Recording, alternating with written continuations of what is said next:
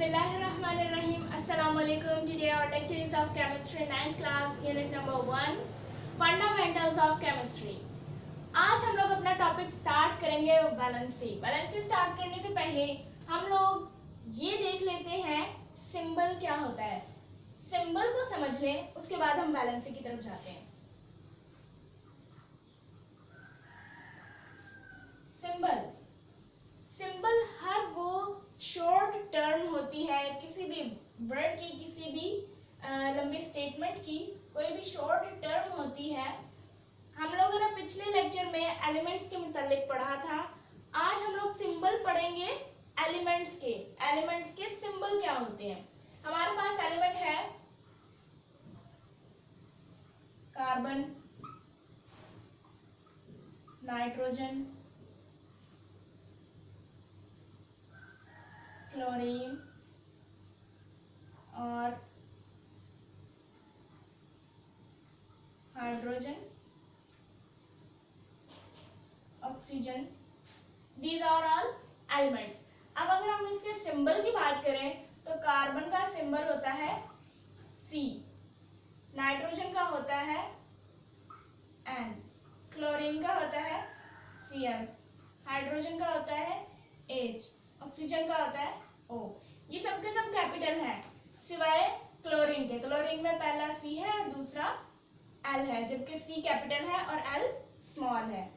अब हम सिंबल्स की बात करें तो जितने भी एलिमेंट्स होते हैं या साइंटिफिक स्टडी की बात करें तो इन सब की स्टडी के जो नेम्स हैं, उनकी लैंग्वेजेस हैं, वो 4 हैं। यानी इन सब की वर्ड्स को 4 लैंग्वेजेस से निकाला गया है। उसमें है इंग्लिश,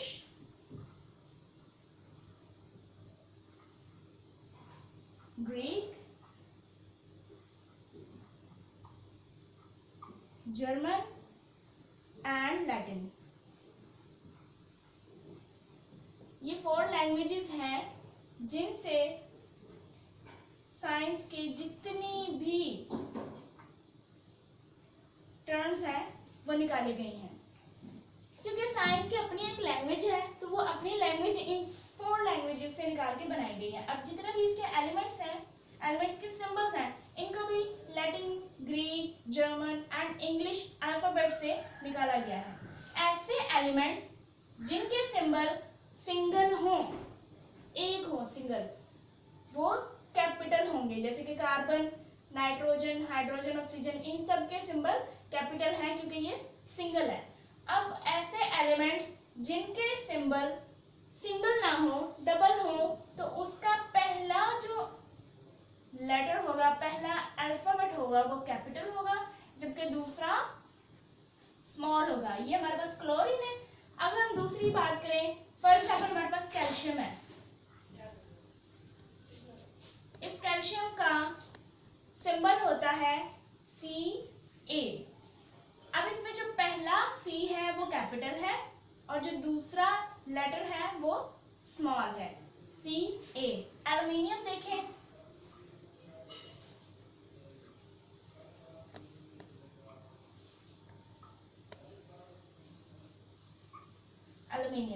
एल्युमिनियम का सिंबल होता है Al। इसमें A कैपिटल है और L स्मॉल है। तो ऐसे एलिमेंट्स जिनके सिंबल 2 लेटर्स पर मुश्तमिल हो, उसका पहला लेटर कैपिटल होगा और दूसरे स्मॉल होंगे।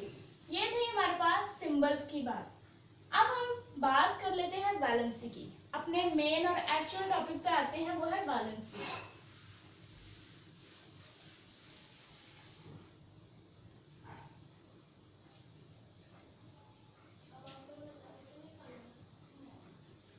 बेसिकली वैलेंसी किसी भी एटम की यूनिक प्रॉपर्टी होती है, यूनिक प्रॉपर्टी ऑफ एटम। अब इसकी यूनिक प्रॉपर्टी किस तरह से पहचानी जाती है, किस तरह से जानी जाए, तो उसका जो मेन पॉइंट है वो ये है कि एटम दूसरे एटम के साथ किस तरह से कंबाइन होता है,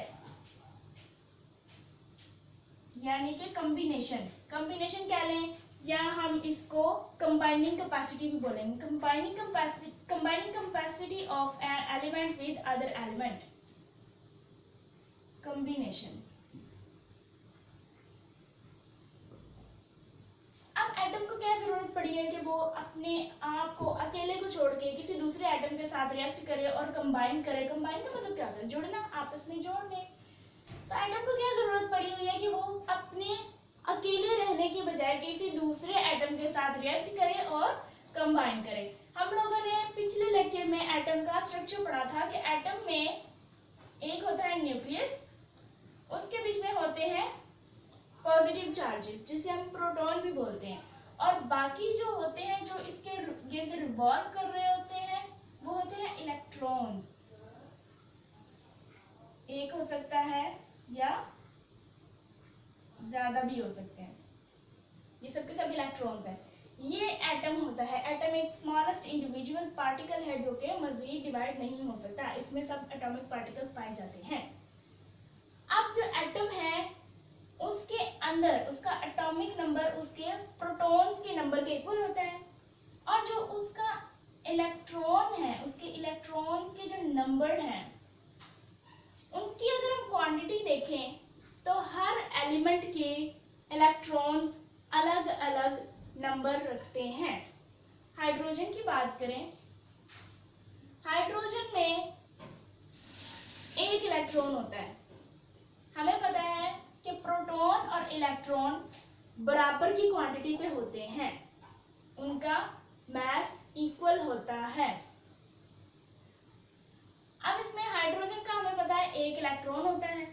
अगर हाइड्रोजन में से एक इलेक्ट्रॉन निकाल दिया जाए, अगर हम ये बात करें, ये एक इलेक्ट्रॉन है हाइड्रोजन का, ये हमने हाइड्रोजन के एटम की बात की है, एक इलेक्ट्रॉन है। अगर हम इसमें से एक इलेक्ट्रॉन निकाल देंगे तो इसमें पीछे कोई इलेक्ट्रॉन नहीं बचता। अगर इसमें कोई इलेक्ट्रॉन नहीं बचेगा तो इसमें पॉजिटिव चार्जेस बचेंगे। अगर पॉजिटिव चार्ज बचेंगे तो हाइड्रोजन के ऊपर कोई ना कोई चार्ज आ जाएगा और वो होगा पॉजिटिव। अगर इसमें हम एक इलेक्ट्रॉन और ऐड कर देंगे, दो इलेक्ट्रॉन्स आ जाएंगे, तो इसमें इलेक्ट्रॉन्स की ज्यादती हो जाएगी, यानी इसमें इलेक्ट्रॉन्स ज्यादा हो जाएंगे तो हाइड्रोजन के ऊपर चार्ज आ जाएगा नेगेटिव। ये कॉमन सी बात है, आम सी बात है। अब अगर हम लोग कुछ कंपाउंड्स की बात करें, ऐसे एलिमेंट्स की बात करें जो दूसरे एलिमेंट्स के साथ रिएक्ट करते हैं, तो यहाँ हम क्लोरीन की बात करते हैं। क्लोरीन, ये हाइड्रोजन है, इसके पास एक इलेक्ट्रॉन है, और ये क्लोरीन है। क्लोरीन के पास इलेक्ट्रॉन्स हैं 2। अब क्लोरीन को चाहिए कि वो अपने वैलेंस शेल में 8 इलेक्ट्रॉन्स फिल करे। वैलेंस शेल क्या होता है? हर एटम का जो बैरूनी शेल होता है, एंड वाला, ये जो एक इलेक्ट्रॉन का ऑर्बिट है, मिदार है जिसमें इलेक्ट्रॉन घूम रहा है, ये उसका एक शेल है, ये इसका दूसरा शेल है। अगर एक और इसका मिदार बन जाएगा, उसका तीसरा शेल होगा। इनमें जो आखिरी वाला शेल होता है, सबसे एंड वाला, जिसमें सबसे एंड पे इलेक्ट्रॉन्स घूम रहे होते हैं, उसे हम वैलेंस शेल बोलते हैं। इसे हम कहते हैं वैलेंस शेल, और इस वैलेंस शेल से वर्ड वैलेंसी को डिनोट किया जाता है। अब वैलेंस शेल का काम क्या होता है? वैलेंस शेल में जरूरी होता है कि 8 इलेक्ट्रॉन्स पूरे हों, जिसे हम ऑक्टेट रूल बोलते हैं। ऑक्टेट रूल, हर एलिमेंट को, हर एटम को जरूरत होती है कि वो अपना ऑक्टेट रूल मुकम्मल करे, ऑक्टेट कंप्लीट करे, क्योंकि जिस एटम की ऑक्टेट कंप्लीट नहीं होती वो एटम अपनी जरूरत महसूस करता है किसी दूसरे एटम के साथ रिएक्ट करने की। अब चूंकि हमें पता है कि इस हाइड्रोजन के पास एक इलेक्ट्रॉन है और इस क्लोरीन के पास 2 इलेक्ट्रॉन्स हैं, ये हाइड्रोजन क्लोरीन के साथ रिएक्ट करेगा और बन जाएगा HCl। इसमें जो हाइड्रोजन और क्लोरीन की वैलेंसी है वो देखी जाए तो इनकी वैलेंसी है 1, यानी एक इलेक्ट्रॉन इसका और एक इलेक्ट्रॉन इसका। इन दोनों ने आपस में रिएक्ट किया और इनका बैलेंस शेल कंप्लीट हो गया, ऑक्टेट रूल कंप्लीट हो गया। और एग्जांपल अगर हम ले वाटर की, हमें पता है वाटर का फॉर्मूला होता है H2O। इसमें 2 हाइड्रोजन और 1 ऑक्सीजन होता है। कॉमन सी एग्जांपल हम ले लेते हैं, 1 ऑक्सीजन है और 2 हाइड्रोजन है। अब जो ऑक्सीजन है इसके वैलेंस शेल में 6 इलेक्ट्रॉन्स होते हैं और इसे चाहिए 2 इलेक्ट्रॉन्स। इसके वैलेंस शेल में 6 इलेक्ट्रॉन्स हैं। यहाँ पे अगर हम बात कर लेते हैं तो फॉर एग्जांपल ये हमारे पास इसका वैलेंस शेल है ऑक्सीजन का, इसमें 2 इलेक्ट्रॉन ये है, एक ये है, एक ये है और 2 ये है। ये इलेक्ट्रॉन अपने इस न्यूक्लियस के गिर्द घूम रहे हैं। अब चूंकि इसके बीच में 6 इलेक्ट्रॉन्स हैं, हमें 2 इलेक्ट्रॉन्स और चाहिए ताकि हम इसके अंदर 8 इलेक्ट्रॉन पूरे करके अपना ऑक्टेट रोल कंप्लीट कर लें। इसको ऑक्टेट रोल कंप्लीट करने के लिए कितने इलेक्ट्रॉन्स की जरूरत है? 2 इलेक्ट्रॉन्स की। हमें पता है हाइड्रोजन के वैलेंस शेल में एक इलेक्ट्रॉन होता है, एक इलेक्ट्रॉन होता है। अगर हम ऑक्सीजन के साथ 2 हाइड्रोजन अटैच कर दें तो इसका ऑक्टेट रोल कंप्लीट हो जाएगा। वो कुछ इस तरह से, ये हमारे पास हाइड्रोजन है और इसके ऊपर 1 इलेक्ट्रॉन है, ये, और ये हमारे पास दूसरा हाइड्रोजन है और उसके ऊपर 1 इलेक्ट्रॉन है। अब क्या होगा, जब ये ऑक्सीजन का एटम इन 2 हाइड्रोजन के एटम के पास आएगा तो ये इसके इलेक्ट्रॉन को अपने इलेक्ट्रॉन के बैलेंस शेल में रिवॉल्व करवाएगा। इसे कहेगा कि हाइड्रोजन तुम ऐसा करो, तुम अपना 1 इलेक्ट्रॉन मुझे दे दो, मुझसे शेयर कर लो, ठीक है। और दूसरे हाइड्रोजन को भी कहेगा कि मैं अपना ऑक्टेट रोल कंप्लीट करना चाहता हूँ, मैं अपना ऑक्टेट यानी बैलेंस शेल कंप्लीट करना चाहता हूँ, तो तुम भी मुझे अपना 1 इलेक्ट्रॉन शेयर कर लो। उससे मांगता नहीं है, वो कंप्लीट उससे नहीं लेता। अगर वो उसे 1 इलेक्ट्रॉन नहीं लेगा तो बाकी तो पीछे एक हाइड्रोजन आयन बच जाएगा ना। आयन वो होता है जिसके ऊपर कोई ना कोई चार्ज हो, किसी एटम के ऊपर चार्ज हो। तो अब इसमें क्या होती है, शेयरिंग होती है। इस ऑक्सीजन ने इसका 1 इलेक्ट्रॉन अपने गिर्द घुमाना है ऐसे, और फिर इसको कहना है तुम मुझे अपने गिर्द भी घुमाओ ताकि तुम्हारा भी वजूद कायम रहे, कहीं तुम डिस्ट्रॉय ना हो जाओ। मुझे स्टेबल रहने के लिए तुम्हारी जरूरत है। ये हाइड्रोजन अपना इलेक्ट्रॉन अपने गिर्द घुमाता है, उसके बाद ऑक्सीजन के गिर्द घुमाएगा, फिर अपने गिर्द घुमाएगा और फिर ऑक्सीजन के गिर्द घुमाएगा, फिर अपने गिर्द। इसी तरह से ये भी अपने गिर्द इलेक्ट्रॉन घुमाने के बाद ऑक्सीजन के गिर्द घुमाता है। ये तरीका होता है पानी के एटम्स की आपस में इंटरेक्शन का। पानी के जितने भी एटम्स होते हैं वो इस तरह से अपने इलेक्ट्रॉन्स को एक दूसरे के गिर्द घुमाते हैं और मजबूती से जुड़े रहते हैं। अगर ये इलेक्ट्रॉन इसके गिर्द घूमना बंद हो जाएगा तो हाइड्रोजन अलग हो जाएगा और ऑक्सीजन अलग हो जाएगा। जब तक इलेक्ट्रॉन एक दूसरे के गिर्द घूमते रहेंगे ये आपस में जुड़े रहेंगे। तो ये थी हमारा फिनोमेना कि किस तरह से वाटर आपस में अटैच, वाटर के एटम्स आपस में अटैच होते हैं। तो नेक्स्ट अगर हम एग्जांपल लें, हमारे पास है NH3।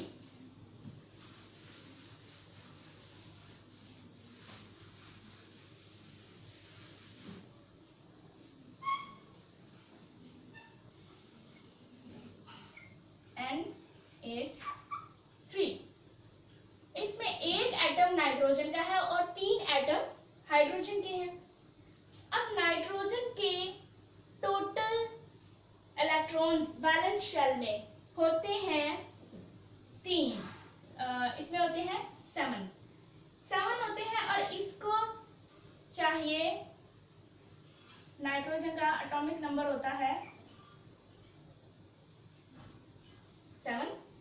अब जो नाइट्रोजन है इसमें 3 इलेक्ट्रॉन्स की जरूरत है। हाइड्रोजन में 1 इलेक्ट्रॉन होता है, नाइट्रोजन में अगर हम 3 हाइड्रोजन ऐड कर दें तो ये NH3 का स्ट्रक्चर देगा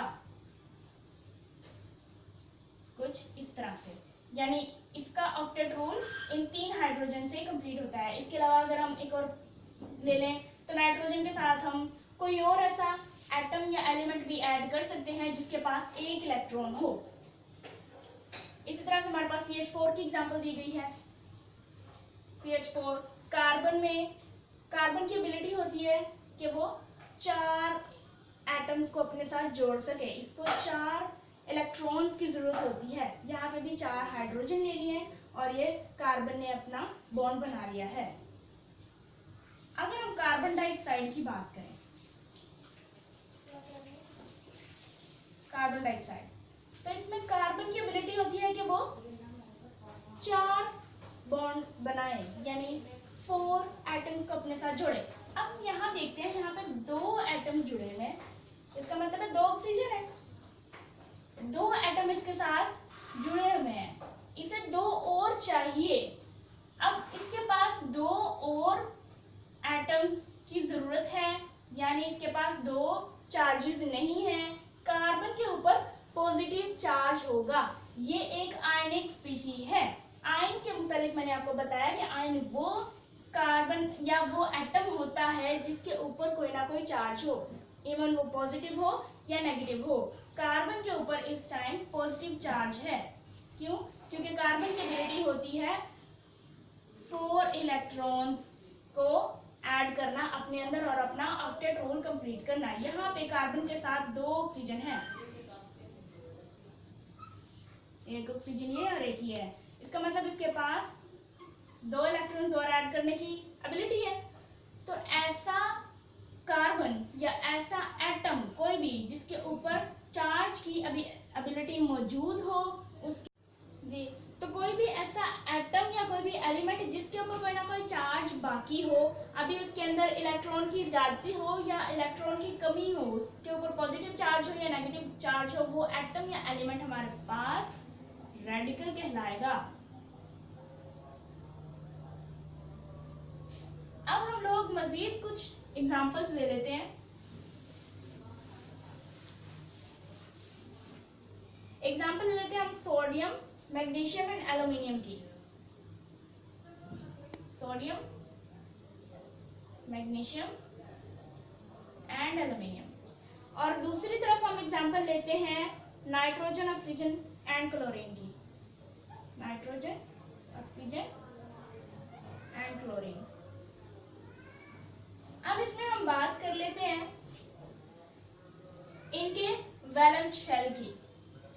जो सोडियम है उसकी वैलेंसी होती है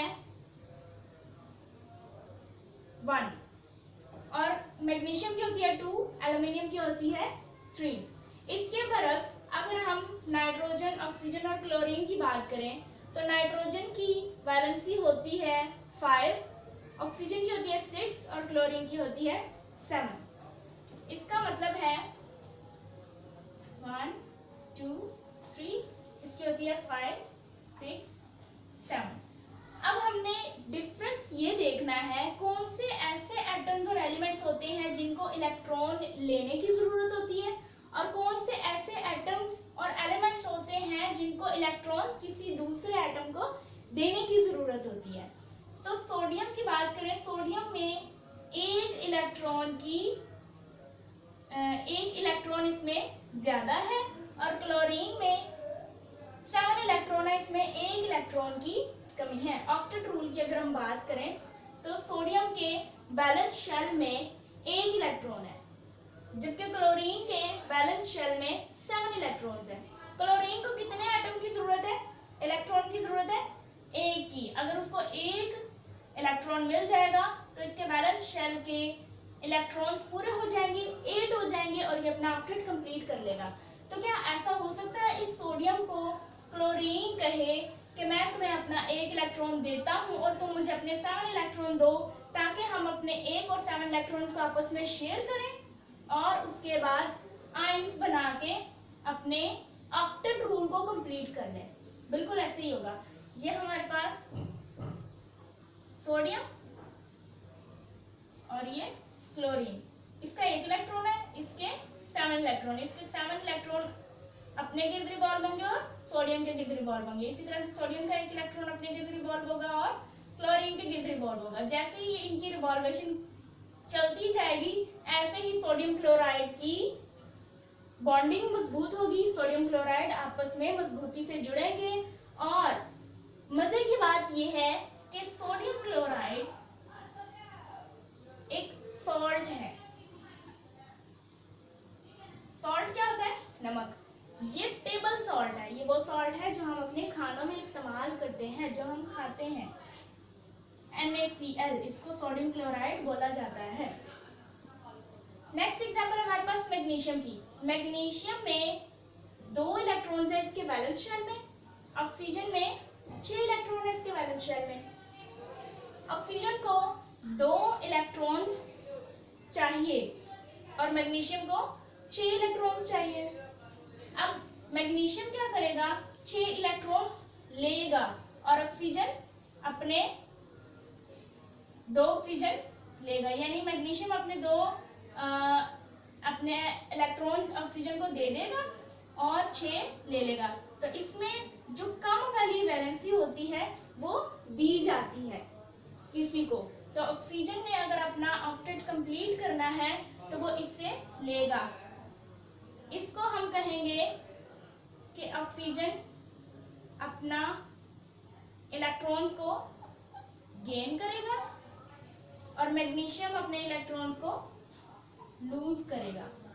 जो कम इलेक्ट्रॉन्स होते हैं वो ज्यादा वाले इलेक्ट्रॉन्स की तरफ जाते हैं। तो मैग्नीशियम अपने 2 इलेक्ट्रॉन्स को लूज करेगा और ऑक्सीजन अपने 6 इलेक्ट्रॉन्स में से 2 इलेक्ट्रॉन्स को गेन करेगा। गेन का मतलब होता है हासिल करना।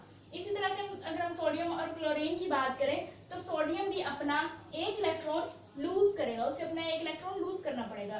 क्लोरीन अपने 7 इलेक्ट्रॉन लूज नहीं कर सकता, वो इसलिए क्योंकि 7 इलेक्ट्रॉन को लूज करना मुश्किल है बनिस्बत 1 के। अगर 1 इलेक्ट्रॉन हो तो उसको निकालना ज्यादा आसान होगा, इसीलिए सोडियम कुर्बानी देगा अपने 1 इलेक्ट्रॉन की और अपना 1 इलेक्ट्रॉन देगा क्लोरीन को।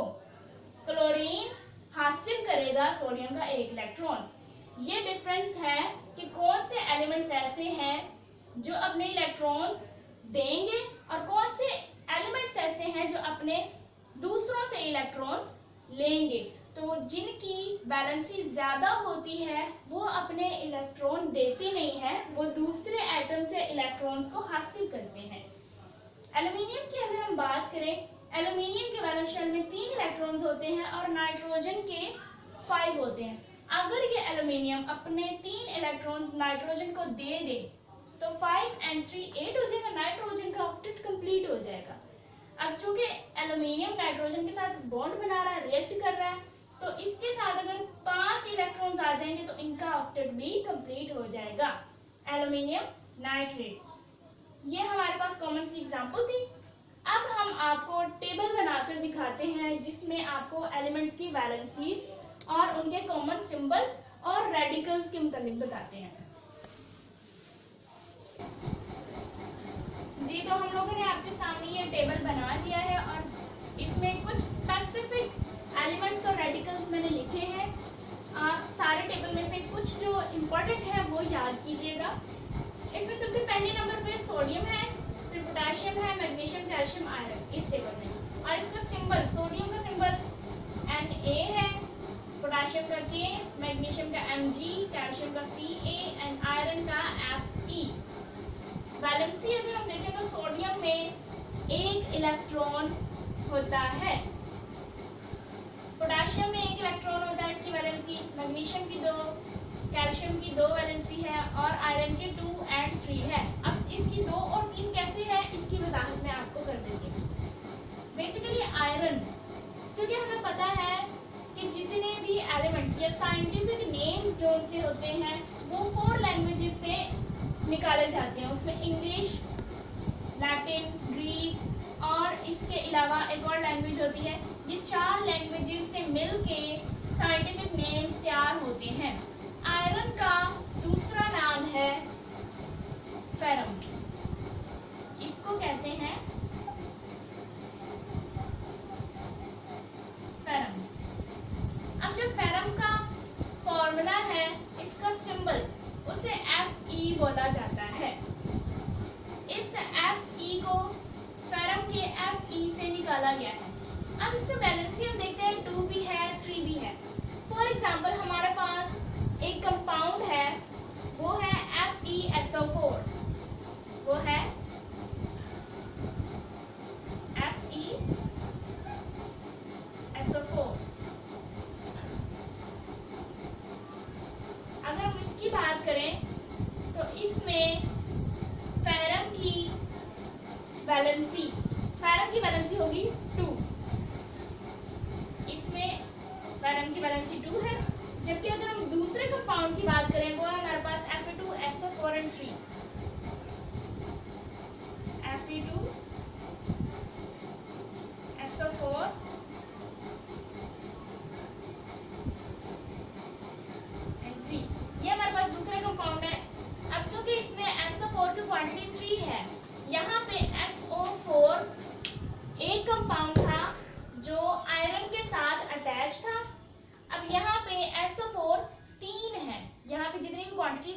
है वो ये बताती है कि इसमें कितने कंपाउंड्स मौजूद हैं। तो SO4 का जो मॉलिक्यूल है वो 3 क्वांटिटी रखता है, दैट्स व्हाई Fe2 है, आयरन भी 2 है। तो यहाँ पे 2 आयरन और 3 SO4 आयरन के साथ अटैच हो रहे हैं, कंबाइन हो रहे हैं, इसीलिए इसकी वैलेंसी 3 होगी।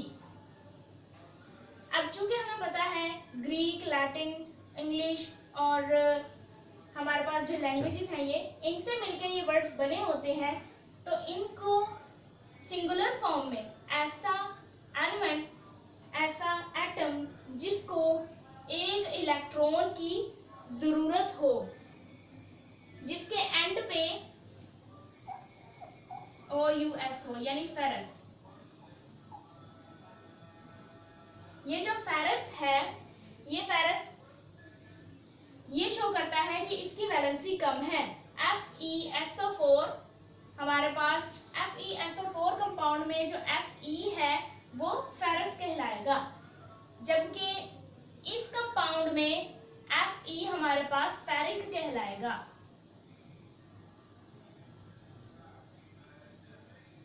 अब जो OUS है ये शो करता है कि हमारे पास इस कंपाउंड में इस एलिमेंट की वैलेंसी लोअर है, कम है, जबकि इस कंपाउंड में Fe की वैलेंसी हायर है। बेसिकली ये दोनों आयरन के ही नेम है। फेरम वो नेम है जिसमें जो सिंपली आयरन है, आयरन को हम Fe यानी फेरम कहते हैं। अब फेरस और फेरिक में डिफरेंस ये है कि वो कंपाउंड जिसमें आयरन की वैलेंसी कम हो, लोअर हो, वो फेरस होगा, और अगर आयरन की वैलेंसी ज्यादा हो तो वो फेरिक होगा, उसके आगे IC लगा दिया जाएगा।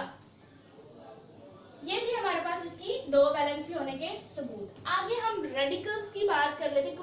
क्रोमियम का सिंबल Cr है, इसकी वैलेंसी 3 है। कार्बोनेट हमारे पास कोई एलिमेंट नहीं है, ये एक कंपाउंड है। कंपाउंड वो सब्सटेंस होती है, वो प्योर फॉर्म होती है जिसमें ज्यादा से ज्यादा एलिमेंट्स, 2 या 2 से ज्यादा एलिमेंट्स आपस में कंबाइन करते हैं। नेक्स्ट टॉपिक हमारा कंपाउंड से ही मुंसलिक है। इसकी वैलेंसी 2 होती है। 2 किस तरह से है? क्योंकि ये एक रेडिकल है। अगर हम कार्बोनेट को देखें, इसमें कार्बन और ऑक्सीजन के 3 एटम्स शामिल हैं। इसके ऊपर चार्ज है 2 नेगेटिव, ऑक्सीजन के ऊपर 2 इलेक्ट्रॉन्स ज्यादा हैं, इसको 2 इलेक्ट्रॉन्स देने हैं किसी को, दैट्स व्हाई इसकी वैलेंसी 2 है। ये एक रेडिकल है। सल्फेट में SO3, इसमें O3 के ऊपर 2 नेगेटिव है, ये हमारे पास एक रेडिकल है। रेडिकल और आयन में डिफरेंस क्या होता है ये भी हम आगे पढ़ेंगे, लेकिन अभी मैं मुख्तसर आपको बता देती हूँ। जो रेडिकल रेडिकल और आयन दोनों पे चार्ज होता है। जो रेडिकल है उसके ऊपर भी पॉजिटिव और नेगेटिव चार्जेस होते हैं, आयन के ऊपर भी पॉजिटिव और नेगेटिव चार्जेस होते हैं। लेकिन रेडिकल वो स्पीशी है जो किसी दूसरे एटम के साथ अटैच हो और फिर उसमें किसी ऐसे एटम के ऊपर कोई चार्ज मौजूद हो तो वो रेडिकल कहलाएगा। लेकिन जो आयन है वो आजाद होता है, फ्री। अगर एक हाइड्रोजन है उसमें से एक इलेक्ट्रॉन निकाल दिया तो H+ बच जाएगा, वो एक आयन है। लेकिन अगर वाटर में हाइड्रोजन है उसमें से एक इलेक्ट्रॉन निकाल दिया जाए तो ऑक्सीजन के साथ अटैच हाइड्रोजन पॉजिटिव वाला, वो हमारे पास रेडिकल कहलाएगा। अब ये सल्फेट है SO3 और O के ऊपर 2 इलेक्ट्रॉन्स मौजूद हैं, इसमें कमी नहीं है किसी चीज की, इसके अंदर इलेक्ट्रॉन्स की ज्यादती है, इसे 2 इलेक्ट्रॉन्स देने हैं किसी को, दैट्स व्हाई इसकी वैलेंसी 2 है। नाइट्राइट की बात करें तो N, इसकी वैलेंसी 3 बनती है क्योंकि इसके ऊपर 3 इलेक्ट्रॉन्स ज्यादा है और ये अपने इलेक्ट्रॉन्स किसी को देना चाहता है, लूज करना चाहता है। तो ये थी हमारी आज की समरी इलेक्ट्रॉन्स और रेडिकल से रिलेटेड। हम लोगों ने वैलेंसी के मुताबिक पढ़ा। नेक्स्ट लेक्चर में इंशाल्लाह हम लोग कंपाउंड्स पढ़ेंगे। सो आज के लिए इतना ही। देखो, सोचो, पूछो, सीखो। The more you know the more you grow. Allah.